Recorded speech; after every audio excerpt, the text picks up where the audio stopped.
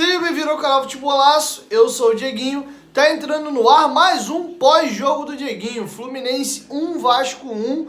Partida essa que eu chamaria de a bola teimou em não entrar, ou mais uma vez tomamos gol de bola parada, não aguento mais empatar.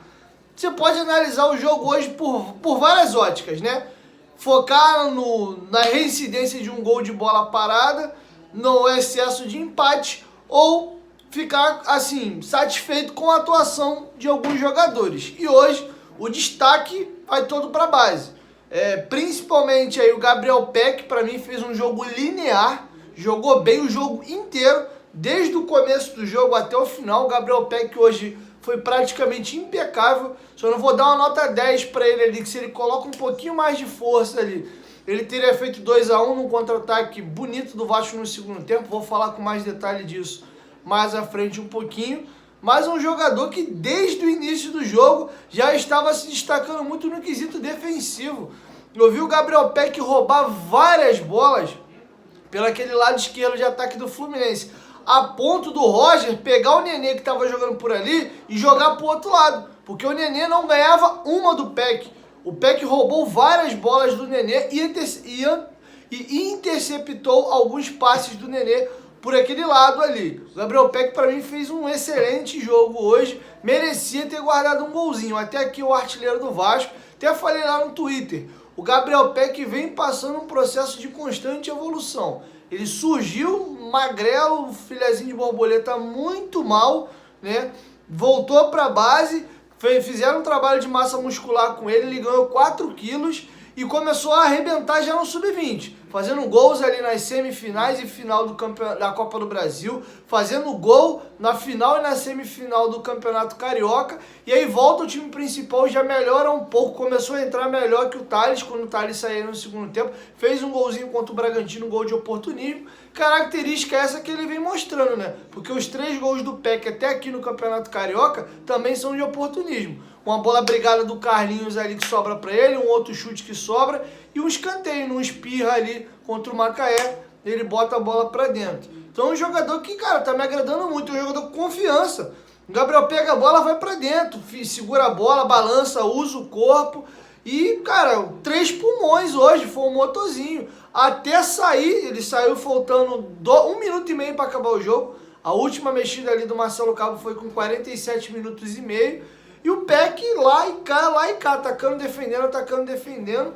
Melhor partida do Gabriel Peck com a camisa do Vasco. E num clássico, né? Não foi contra o Nova Iguaçu, o Macaé, o Madureira, o Volta Redonda, não. Foi contra o Fluminense. Então é uma atuação, sim, para você destacar. É outro jogador que eu destaco muito no jogo de hoje, Matias Galarza. Matias Galarza, para mim, hoje é um titular inquestionável do meio-campo do Vasco.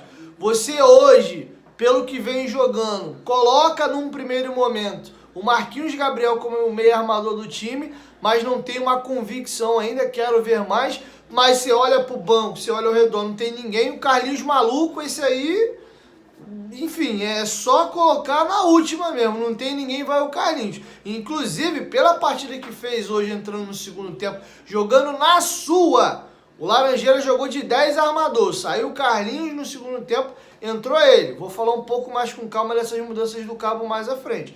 Ele foi muito bem hoje. Achou uma bola no Peck ali, que o Peck quase faz o gol.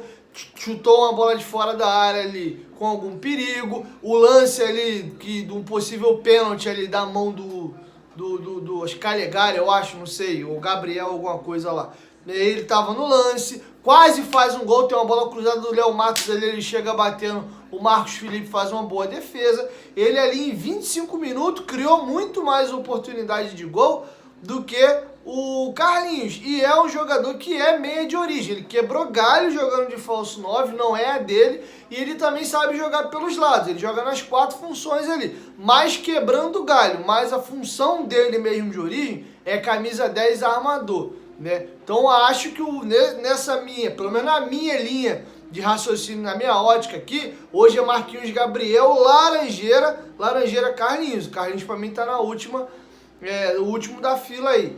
Enfim, e vamos falar do Figueiredo. Cara, que partida fez o Figueiredo. Até comentei lá no Twitter, se o Figueiredo tá no jogo desde o início, era outro jogo. Inclusive, aproveitando aqui, vamos falar da escalação para eu poder entrar um pouco mais no jogo. O Vasco foi escalado hoje torto. A gente olhava ali, Galarza, Bruno Gomes, Andrei e Carlinhos. Bom, se o Marcelo Cabo fizer um 4-4-2 losango, igual o Jorginho fazia lá em 2015 e 2016, um primeiro volante, dois volantes, cada um por um lado, com um pouco mais de liberdade para sair, e um ponta de lança, dava para encaixar melhor o time. Mas não, ele manteve o 4-3-3 dele, Bruno Gomes e Andrei na frente da área com o Carlinhos de ponta de lança, e ele meteu o Galarza para jogar de ponta esquerda, a função que fazia o Thales Magno por aquele outro lado ali. O Galarza se mostrou ser um jogador voluntarioso o jogo todo, ele tem um bom passe, mas não foi o melhor Matias Galarza. Na substituição que o Marcelo Cabo faz aos 20, 25 minutos do segundo tempo, aonde ele acerta o time, o Vasco engoliu o Fluminense dali em diante no segundo tempo, foi quando ele tira o Bruno Gomes do time, traz o Galarza para jogar de volante do lado do Andrei e o Galarza com liberdade para sair, coloca o Laranjeira na vaga do Carlinhos de ponta de lança e ele mete o Figueiredo. O Zeca, coitado, jogou quase o jogo inteiro sozinho. Você via que pelo lado direito o Léo Matos conseguia às vezes fazer uma jogada ou outra com o Gabriel Peck, né? Tanto que o gol do Vasco no primeiro tempo sai daquele lado ali, é uma passada do Léo Matos, dá no Andrei, o Andrei chuta cruzado e o Cano se mete na bola ali, coloca a bola para dentro. Foram criadas algumas poucas jogadas, o Vasco não criou muita coisa na primeira etapa, mas naquele lado ali, Léo Matos, Peck, eles trocando entre eles. Do lado esquerdo, isso não acontecia. O Zeca jogava sozinho. Já que o Galarza ele é volante, né? E estava quebrando um galho por aquele lado, ele tinha a tendência de puxar para o meio. Então, muitas das vezes, o Zeca queria ter uma opção com quem jogar ali e não tinha, né? O Zeca até chegou a fazer uma coisa ou outra ali, mas sozinho. Então, acho que essa substituição do Marcelo Cabo na segunda etapa, ele acertou o time. Não vou condená-lo pela escalação inicial, porque num primeiro momento o Figueiredo era um jogador que não se tinha muita confiança, porque hoje ele era o único jogador de beirada no elenco. Thales, lesão no joelho, Vinícius, fratura no nariz, Morato e Léo Jabá ainda não relacionados. Você tinha o Peck titular já jogando, não tinha mais ninguém, só tinha ele. Por lógica, por função, o Figueiredo teria que jogar de titular. Mas o Figueiredo fez apenas o jogo contra o Volta Redonda e entrou no segundo tempo também no jogo da Portuguesa. Era um jogador que ainda não tinha pego muita rodagem. Acredito eu que o Marcelo Cabo não tinha muita confiança. Depois da partida de hoje, acredito eu que não tem nem mais o que pensar. O Figueiredo entra de vez agora na briga e vira um jogador útil. Quero ver mais uma sequência. Ele já tinha jogado bem contra o Volta Redonda e hoje fez uma baita de uma partida. Gostei muito mesmo do jogo hoje que fez o Figueiredo. Bom, o primeiro tempo foi um jogo chato, né? Foi um jogo sem muitas oportunidades de criada dos dois lados. O Vasco acha seu gol ali numa jogada pelo lado direito. O Fluminense teve uma tentativa de gol olímpico do Fred ali e teve algumas bolas cruzadas na área. Mas o primeiro tempo o Fluminense para mim foi um pouco melhor, mas sem conseguir criar lá grandes oportunidades. O Vasco foi cirúrgico. No momento que o Fluminense era melhor na partida, achou o seu golzinho. De contrapartida, do minuto 1 até o minuto 20 ali, o Fluminense engoliu o Vasco no segundo tempo. O treinador do Fluminense faz algumas mexidas, coloca um meia ali, alguma coisa, Gabriel, esqueci o nome dele, um de cabecinha raspada, foi até que dominou a bola foi na mão dele. Um lance de pênalti pro Vasco ali que a arbitragem não marcou. Esse cara tacou um salseiro do cacete no segundo tempo e o Fluminense engoliu o Vasco, que empatou, mais uma vez com bola parada, um escanteio batido ali que o Miranda nem sobe, ele vai na direção do corpo do Fred só, mas nem pula, o Fred sobe, mete a bola no ângulo do outro lado, o Lucão não podia fazer nada e mais uma vez esse erro se repete, né? O Marcelo Cabo rodou a zaga aí para tentar acertar, botou o Castan para subir estatura, tava na dúvida, ele joga Tenório ou Léo Matos. Acredito eu que a manutenção do Léo Matos foi também pensando em bola aérea, pensando em estatura, já que ele é bem mais alto do que o Caio Tenório. E é um jogador que tem por característica ao longo da sua carreira e bem na bola aérea, principalmente ofensiva. Então acho que ele foi titular também por isso. mas acabou que na opção dele entre Ricardo Graça e Miranda, o Miranda deixou ele na mão, né? Talvez o Ricardo Graça, se está em campo, o Vasco não teria tomado aquele gol. Digo talvez por quê? Porque os outros 2 gols que o Vasco tomou, contra o Madureira de bola parada, o Ricardo Graça estava na zaga. É bem verdade que nenhuma das 2 situações foram falhas dele. Uma foi do Germancano e a outra foi do Ulisses. Mas enfim, acho que, aproveitando falando de zaga, o Leandro Castan hoje fez um péssimo jogo. Fez um jogo muito ruim. Teve uma bola que ele tá torto, em vez dele dominar a bola, ajeitar o corpo, ele tenta dar o passe, dá no pé do jogador do Fluminense, que vem correndo para dentro da área, a gente quase toma um gol bobo ali. Teve uma bola que ele domina, ele podia sair jogando pela esquerda, já bem no segundo tempo. Ele me mata do coração, ele foi dar um facão, um corte para dentro, no volante ou no meio do Fluminense ali. E aí sofreu a falta, acho que o Nenê entrando dentro do gol para fazer o gol. É bem verdade ele que de fato foi a falta, mas foi uma tomada de decisão muito errada. E assim, o Castan é nitidamente hoje um zagueiro lento, pesado. O Kaique, que entra no segundo tempo do Fluminense, tem uma bola que ele vem, ele dribla o Castan como se estivesse driblando um cone parado, ele só deu tapa pro lado ali e emburacou para dentro do gol. Só não tomamos o gol, ou a jogada um pouco mais perigo pro Vasco, porque ele driblou o Castan, foi pro fundo e ficou penteando para dentro, para fora, para dentro, para fora, travou 2 jogadores nele ali e ele perdeu a velocidade da jogada, mas criou perigo. O Andrei fez um primeiro tempo fraco, né? Não vou falar que foi um primeiro tempo horroroso, ele chuta a bola que o Germancano coloca para dentro, mas não vinha fazendo um bom primeiro tempo, era envolvido o meio-campo do Vasco, tanto ele quanto o Bruno Gomes, com facilidade, e vinha errando alguns passes. Na segunda etapa, o Andrei fez sim um bom jogo. Teve 2 faltas ali, uma que ele mete na trave e outra que passa rente à trave.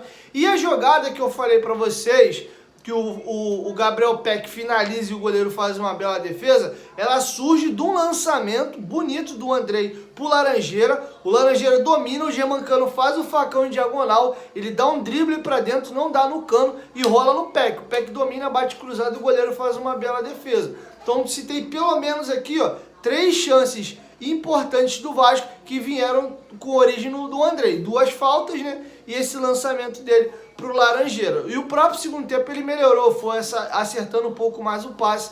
Mas é um jogador que depende muito do seu físico. Dá pra ver que o Andrei tá naquela meio que puxando a cachorrinha. O Lucão hoje não foi exigido, não teve culpa no gol, também não fez nenhuma defesa.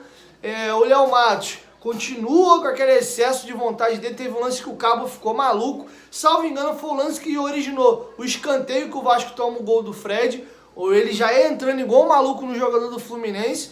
E o Cabo tá maluco, cara. Calma, calma. Então, assim, ele é meio destemperado. Milagre não ter tomado cartão amarelo hoje. O Zé, que eu gostei, o seu desempenho foi prejudicado por jogar sozinho. Ele não tinha com quem tabelar, não tinha com quem jogar. O Galaz afunilava, trazia mais por dentro. Quando o Figueiredo entra na segunda etapa, o Zeca participa mais do jogo e com qualidade. Defensivamente ele foi bem, ele conseguiu segurar o Luiz Henrique quando caía por ali, ou o próprio Nenê. Então fez uma boa partida. Bruno Gomes mais uma vez apagado. Não fez uma partida, meu Deus, horrorosa, mas depois da saída dele o time cresce. Ele e o Carlinhos, quando sai para a entrada do Figueiredo e do Laranjeira, é um outro Vasco. Eles colaboraram para o envolvimento que o Fluminense teve. Tô chegando à conclusão que não dá para jogar Bruno Gomes e Andrei. Ou joga um ou joga o outro. O Galaz é motorzinho, tem velocidade, é combativo, é raçudo, ajuda na marcação, mas é um jogador que se movimenta, dá dinâmica. Agora, se você bota Bruno Gomes e Andrei um do lado do outro, o meio-campo fica muito lento. Os dois têm um bom passe, acho até o passe do Andrei melhor. O Bruno Gomes tem um pouco mais de pegada do que o Andrei, mas acho que o Andrei ele consegue agregar um pouco mais para o time ofensivamente e dá uma relativa contribuição no quesito defensivo também. O Carlinhos, -1, não rouba, não passa, não dribla, não chuta, só irrita o torcedor mesmo. O Peck, falei, para mim o melhor homem em campo. O Galarza, já comentei um pouco também. E o Germancano é o cano, não fez uma boa partida, mas a bola que chegou nele ele colocou para dentro. Pouco municiado, é bem verdade, a bola chega pouco, fica naquele barata voa correndo para tudo quanto é lado, mas enfim, foi o que deu para ver dele em campo. Foi o cano que a gente espera. A bola chegou, teve 2 finalizações ali, uma na rede e uma para fora. Enfim, é a minha análise hoje de Vasco 1, Fluminense 1. Infelizmente, olhando a situação de tabela, tem toda a rodada ainda por cumprir, só Vasco e Fluminense jogaram até aqui. Provavelmente outros times vão vencer e o Vasco está praticamente eliminado aí do Campeonato Carioca, faltando ainda 4 jogos, né? O Vasco está a 3 pontos nesse momento aí da zona de classificação, mas, dependendo dos resultados, ele pode ficar até 6 pontos do G4, faltando 4 jogos. Então, é uma situação muito delicada, ainda tem um clássico a fazer com o Flamengo, mas consigo ver muitos pontos positivos. Acho que o Vasco vai ganhando casca, pagou aí pela bola parada do jogo do Madureira e dos jogos também iniciais com a molecada do Sub-20, foram 2 derrotas, esse time titular do Vasco ainda não perdeu, o time está ganhando ritmo. Vamos ver o Marquinhos Gabriel talvez retorne no próximo jogo e ganhamos aí algumas peças. Matias Galarza, você já sabe depois de 3 jogos que pode contar. O Figueiredo tem mostrado que é um jogador que pode ser muito útil ao Vasco. Talvez não existisse a necessidade de ir buscar fora, mas enfim, não dá para encher um time só de moleque também. Você olha o banco do Vasco inteiro hoje, todos sem exceção, eram jogadores oriundos da categoria de base. E também o Gabriel Peck, né, que esse para mim hoje, né, as coisas mudam, é um titular incontestável do time do Vasco. Infelizmente o resultado é ruim, né, mediante a situação de tabela que o Vasco construiu para trás, mas eu fiquei bem assim animado e satisfeito com o desempenho do time do Vasco. Pegamos um time que está classificado hoje para a Libertadores e merecíamos até ter ganhado. Além do gol que o Laranjeira perdeu feito, as 2 faltas que o Andrei bateu, o Peck teve uma chance clara também que ele chutou, o goleiro fez uma bela defesa. Nós tivemos também um pênalti ali que a arbitragem não deu. Então acho que o Vasco teve volume demais no segundo tempo e poderia ter vencido a partida. Bom, essa é a minha análise de Fluminense 1, Vasco 1, queria te ouvir. Deixa sua opinião aqui embaixo nos comentários. Valeu!